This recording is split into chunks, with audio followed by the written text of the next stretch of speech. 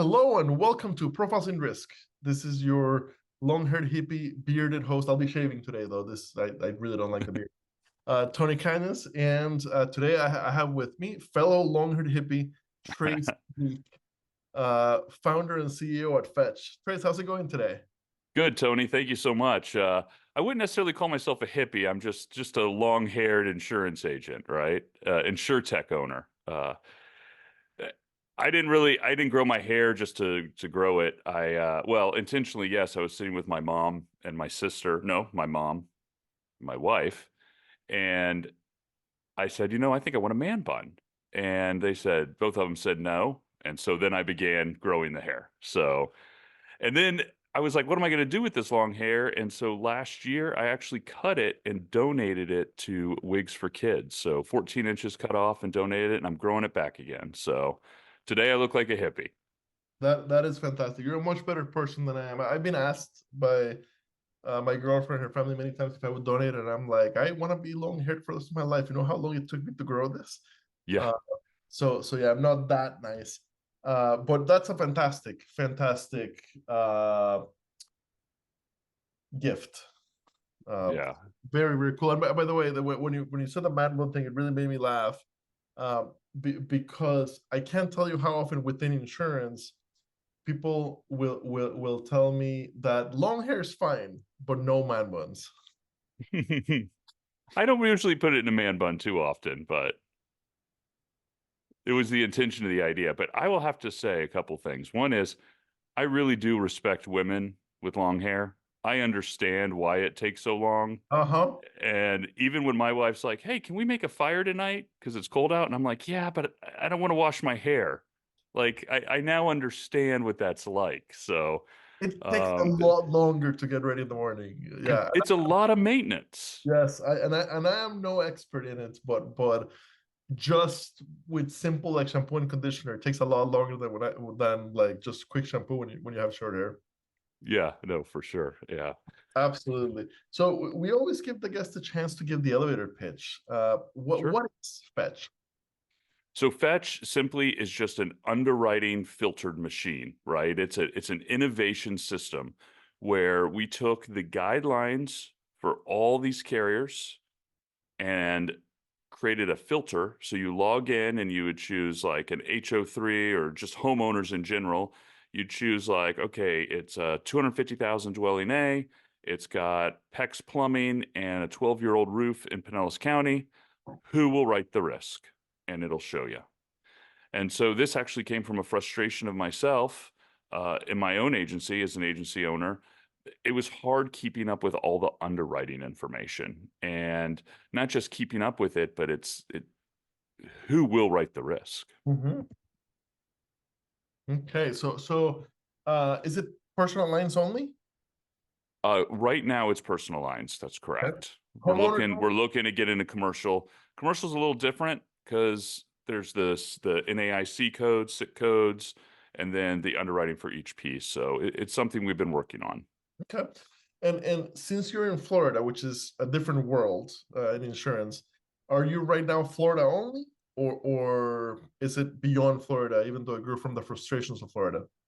Yeah, so of course it started with the frustrations of Florida, right? An independent agent here could have 15 to 25 homeowner carriers, and each homeowner carrier could have 2 to 3 carriers. So that's kind of where we started. It's really where the frustration began and where our system is built. We are moving to other states, mainly the coastal ones, where they have a lot of flexible carriers or coastal carriers with a lot of different types of underwriting criteria. So like North Carolina, South Carolina, Georgia, Tennessee, Louisiana, and then the Northeast. So we're currently adding that sort of data in as we speak. Okay. So the platform it Correct. is designed for the agents to log into it. So Correct. So Mhm. correct. So an agent, they get a call from a client with an address. They put the address in. It would pull some of that data down from the internet. We'd scrape, areas so we know square footage, year built, possibly dwelling A, populates that in. They would ask the additional questions like, does it have a pool slide? Does it have a pit bull, we have 75 different filters to choose from. And then it would populate all their carriers that would write the risk based on those criterias. Yeah. And looks like right now you've got the Florida and Texas carriers, or is based on the website, or did I misunderstand that? Yeah, that might be a glitch that we didn't update that. But yeah, we have some North Carolina data. We have the Northeast and South Carolina, Georgia. So we do have that data. I apologize for we need to update that. I got to call marketing. No problem, no problem. Uh, okay, so from the agency side, basically, there's a free trial, Correct. and then there's two paid plans, or a paid plan option. From the carrier side, how do, if I want to be on the platform, how do we partner? So you would call me up, email me, message me, however you want to reach out to me. And we would ask for your quick reference guide or your manual, some sort of underwriting data. We would take that information and we would run it against our database of the 75 different filters, and we'd see what was the answer. We would input that into our system, and then anything that was maybe left out that isn't on that form, we would follow up with the carrier and ask what they had, what's the answer to this, and we would put that into the system. Okay, so really, the carrier partnership piece is super easy. It's hand us the info, we'll put it in. Don't It, need API access into your system. Don't need anything that's going to take a lot of implementation. and it's free. The carriers just have to give us the information for the agents, and we're ready to go. And I don't want anyone out there who might be in another state not to think that this would work. All you have to do is send me the data. We will upload it in the system in the next couple of days, and then it's ready to go. So if you're in North Dakota and you've got 6 homeowner carriers, send it to me. We'll get it loaded in, and you will just fly through when you have to underwrite a risk now. Something that used to take maybe 15, 20 minutes can take you like 30 seconds with our system. Okay, and so I've never been an agent. I'm a former underwriter, so I've never actually quoted a homeowner's policy, much less in Florida. But so in this case, as the agent, so I enter the difficult pieces of this, right? Correct. Dog, coastal, whatever, and it quite simply tells me from my carriers which ones, uh, and it does it need to plug into my system, into my system any further, or basically that's it. It gave me the information. Now I go back to my system to actually quote them. Correct. And we have all the website links for the carriers. Okay. So you can click it and it'll take you to the login page and you can begin the quoting process if you want. Okay. I'll tell you, as an underwriter, what did you underwrite? What type of risks? Did you do I did homeowners? middle market. Middle market. Okay. Commercial, yeah. So in the homeowners world, Mhm. underwriters get bombarded every day by phone calls on, hey, will you write an LLC? Hey, will you write a vacant? Hey, will you? Right. So the great part about this for the carrier side or the broker side is that they aren't going to get those calls anymore. Mhm. If they send me the data and their agents know out there, they can just come into Fetch, ask the question, and they got the answer. It's going to save. It's going to sound crazy, probably hundreds of hours. You'd be surprised how many questions these underwriters get that are just one-off easy questions. Yes, I do. I have heard that. So that is very good. Are you still actively running the agency, or is Fetch a So last year, um, I merged my agency with a larger agency in Florida, and took away some of that time so I can spend it on Fetch. And I just wasn't really giving all my energy to the agency at that time. With Fetch getting as big as it is, I just need some time to be able to grow it and get more interaction for sure. okay? How many agents are using the platform, or agencies? We I actually have a little board up here, a digital board up on my TV here, and it's as of right this minute, 2,822. So 2,800 plus. That is a significant. That's significant. Yeah, for sure. Um, so now that you're fully dedicated to it, what's the roadmap? What can you share already that's coming to the product? Yeah, so we have some, so we just launched about 2 weeks ago. So we were Fetch, underwriting made simple, and now we're becoming Ask Fetch, underwriting revolution, right? So we are tying artificial intelligence in with all the data we have.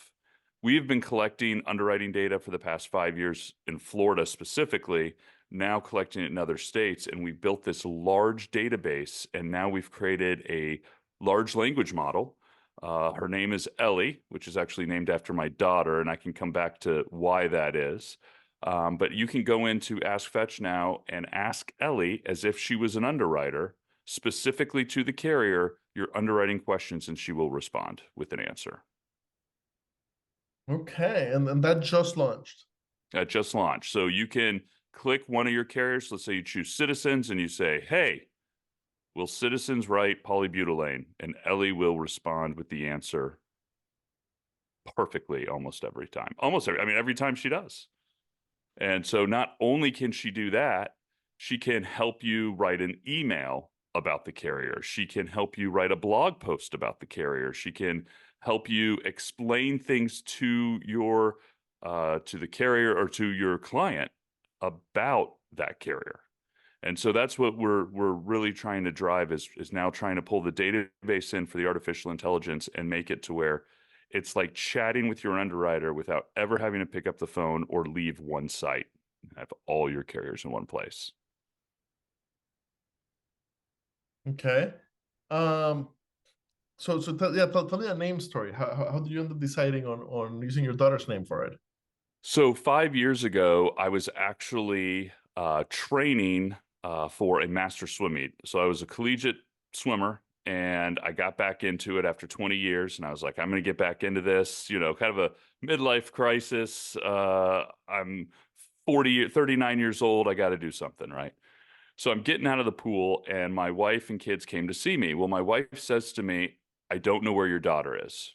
She's disappeared. And at that time, she was 4 years old. And of course, you worry, did she fall into the pool? Where is she? So my wife ran one direction, I ran the other. And when I ran in the other direction, I stepped on a pipe out of the ground, just sticking out slightly, and rolled my left foot, broke my fifth metatarsal. And we end up finding her about 2 minutes later. She just had to go to the bathroom. I mean, at the end of the day, that's all she had to do. But I was now broken for probably for the next couple of months, where I actually had to use one of those little wheelie carts you've seen people where they leave their knee on it. And we have a 2-story house. I never went upstairs for 3 months because I had to crawl up. And so the next day after I broke my foot, I'm laying on the couch and I was just kind of thinking, what are some of the frustrations that's been going on in my life and my agency? And one of them is I couldn't stand the shouting in my office over the cubicles, right? Who'd write a 1954 house? Who'd write a 15-year-old metal roof? No, I said metal, not 3-tab shingle. Like it's all this back and forth. And I'm like, it I appreciate the camaraderie and everyone coming together to answer the question, but everyone stopped what they were doing to help someone answer their question. And I feel like the questions never really got answered. It was Super all inefficient. still a fact-finding mission. Yeah. So if it wasn't for Ellie having to go to the bathroom and disappeared for 2 minutes, I might not have rolled my foot and I might not have had that few moments laying on the couch with my foot up going, what am I going to do now? That's a great origin story. Uh, all right. I can definitely see how it's useful for the agents. I I love that we're at the stage in insurtech where a lot of companies are coming from us. What I mean by that Hmm. is it's not uh people with a tech hammer looking for an insurance nail like we had Hmm. at the beginning, running into a lot of insurtechs that are a frustrated agent decided to do something, a frustrated underwriter decided to do something. So basically, you're solving a real problem that you've lived, Hmm. and solving it in a way that makes sense for the reality of where our industry is. So big fan of efforts that come from us. Well, thank you. Yeah, the three-ring binder still exists on agents' desks. They still have those. They try to do the Excel spreadsheet, but they're trying to sell insurance. They don't need to spend time to hunt down who writes polybutylene pipes. They just need to sign up for Fetch for $97 a month and be done with it, and then just let it go. And that's agency subscription. It doesn't matter how many people I have. It's $10 for each additional user, or Okay. $12. Sorry, $12 for each additional user after that. And that's just to cover server costs and expense. I mean, it takes a lot of time and energy to find this data, pull it, and manage it. So, yeah. But I didn't want to make it too expensive. I think it's a fair price. As an agent, as an agent, I hated signing up for those programs where you had to sign up for 3-year contracts and it went up 20% every year. No. It's try it out for a month. If you don't like it, you can cancel it, and then you can activate it anytime. I wanted to make that simple. As an agent, I appreciate that. Fantastic. Kind of the last question: how many? What are you hearing from the agents? Like like are they sharing numbers on, hey, this is saving me 2 hours a week, kind of thing? Are you hearing a lot of that? Yeah, we hear anywhere from a couple hours to 5 hours a week plus. Yes. And that's because they would spend so much time to make sure. The cool part about our system is too, compared to the raters out there, the raters, you have to choose the policy type first before you begin the quoting process. Inside of Fetch, when you put the address in, we're looking at all policy types: HO8, HO5, HO3, DP3, DP1. So Yes. it gives you that broad look at all the carriers and I what do they have can do. Sorry, yeah, the screen just right from your tripped on me. website. Uh, Yeah. I noticed that, and I didn't think about it because I'm not an agent, so I've never quoted. But yes, that is pretty cool. That I don't have to separately look And for. that was completely created out of another frustration was when I built Fetch the first time, you had to choose the policy type because we're in that mentality. Uh, We lost a risk to an HO8. And I was like, why didn't you try the HO8? And they go, I didn't think to switch it to HO8. And so I said, we're rewriting how Fetch works and we're making it broad for all policy types because I don't want anybody to miss out on an opportunity to write a risk. Perfect. Makes perfect sense. Hmm. Very interesting. Thank you so much for your time today. Yeah, Look thank you forward so to much, Tony. continue to grow and continue to expand it beyond the current footprint.